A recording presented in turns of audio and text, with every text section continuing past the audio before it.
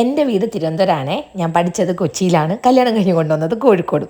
അപ്പോൾ ഞാനിങ്ങനെ വെറുതെ പറയും, വെറുതെ അല്ല എൻ്റെ മക്കൾ ഈ തെക്ക് വടക്കായി പോയെന്നുള്ളത്. പിന്നെ ഞാൻ പറഞ്ഞിരുന്നല്ലോ എൻ്റെ അപ്പച്ചിയുടെ കൊച്ചുമോൻ്റെ എൻഗേജ്മെൻറ്റ് പോവുകയാണേ. ഏട്ടൻ്റെ നാട്ടിൽ വേറെ എൻഗേജ്മെൻറ്റ് ഉള്ളതുകൊണ്ട് ഞാനും അമ്മയും മക്കളും മാത്രമാണ് പോകുന്നത്. അപ്പോൾ ഞങ്ങൾ ഇറങ്ങുന്നതിന് മുന്നേ എടുത്തൊരു കോമഡി വീഡിയോ ആണ് ഞാൻ അപ്ലോഡ് ചെയ്തിരുന്നല്ലോ അത്. അങ്ങനെ ഞങ്ങളെ ഏട്ടൻ റെയിൽവേ സ്റ്റേഷനിൽ കൊണ്ടാക്കിയതിന് ശേഷം പൊണ്ടാട്ടി ഊർക്ക് പോയാച്ചേ എന്ന് പറഞ്ഞ സന്തോഷത്തിലാണ് ആ ഒരു പോക്കൊക്കെ. പിന്നെ നമ്മൾ സാധാരണ ഒരു യാത്ര പോകുമ്പോൾ എങ്ങനെയാണ്, കാറിലാണെങ്കിൽ ഹോട്ടലിൽ നിന്ന് കഴിക്കും, ട്രെയിനിലാണെങ്കിൽ ട്രെയിനിൽ നിന്ന് ഓർഡർ ചെയ്ത് കഴിക്കുമല്ലേ. പക്ഷേ എൻ്റെ അമ്മയ്ക്ക് ഇതൊന്നും ഇഷ്ടമില്ല. അമ്മ രാവിലെ 4 മണിക്കൊക്കെ എണീറ്റിട്ട് ഈ ചോറും കറിയൊക്കെ ഉണ്ടാക്കി ഇലയിൽ പൊതിഞ്ഞെടുത്തിരിക്കുകയാണ്.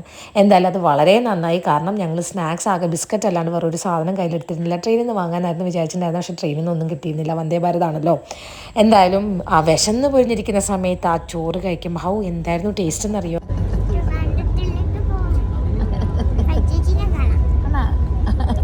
ഈ പൊന്നു ചേച്ചി എന്ന് പറയുന്നത് എൻ്റെ ചേച്ചിയുടെ മോളാണേ. ഇവർ തമ്മിൽ ഭയങ്കര കൂട്ടാ.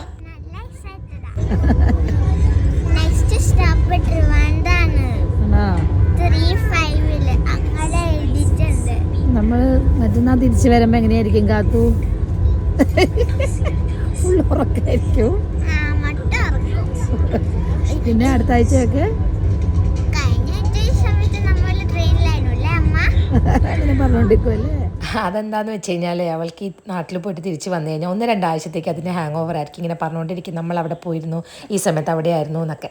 അങ്ങനെ ഞങ്ങൾ ചേച്ചിയുടെ വീട്ടിലെത്തി കഴിഞ്ഞാൽ എൻ്റെ ചേച്ചിയുടെയും ജീപ്പേന്ന് ഇങ്ങനെ പൈസ പോകുന്ന അറിയത്തില്ല. ഈ 3 പേരും പിന്നെ ചേച്ചിയുടെ മോന് 4 പേരും കണക്കാണ്. സ്വിഗ്ഗി, ഇൻസ്റ്റാമാർട്ട് എന്നൊക്കെ പറഞ്ഞിങ്ങനെ ഇരിക്കും. പിന്നെ നമ്മൾ വിചാരിക്കും പിള്ളേർ വല്ലപ്പോഴൊക്കെ അല്ലേ കാണുന്നുള്ളൂ, അതൊക്കെ അങ്ങ് നടക്കട്ടെ, ഞങ്ങളും അത്ര മോശക്കാരൊന്നും അല്ല.